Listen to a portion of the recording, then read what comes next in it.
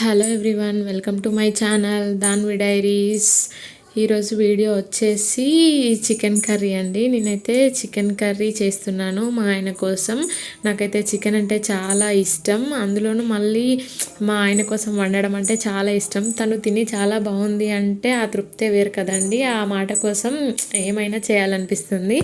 నేనైతే KG chicken తీసుకున్నానండి. KG chicken తీసుకొని అందులోకి నూనె పోసి జీలకర్ర మసాలా వేసుకున్నానండి. లవంగాలు యాలకులు మసాలా వేసుకొని ఆనియన్స్ మిర్చి అన్నీ వేసుకొని ఫ్రై చేశాను. కొంచెం అల్లం వెల్లుల్లి పేస్ట్ వేసుకొని ఫ్రై చేసి పసుపు తర్వాత మనం ఉప్పు కారం మసాలాలు ధనియాల పొడి అన్నీ కలిపి పెట్టుకొని ఒక హాఫ్ అన్ అవర్ చికెన్ పక్కన పెట్టుకున్నానండి. ఆ చికెన్ అందులోకి వేసేసాను. వేసేసి ఒక హై ఫ్లేమ్లో ఒక 5 minutes ఉడికించుకుంటే అందులో ఉన్న నీరంతా బయటకు వచ్చేస్తుంది.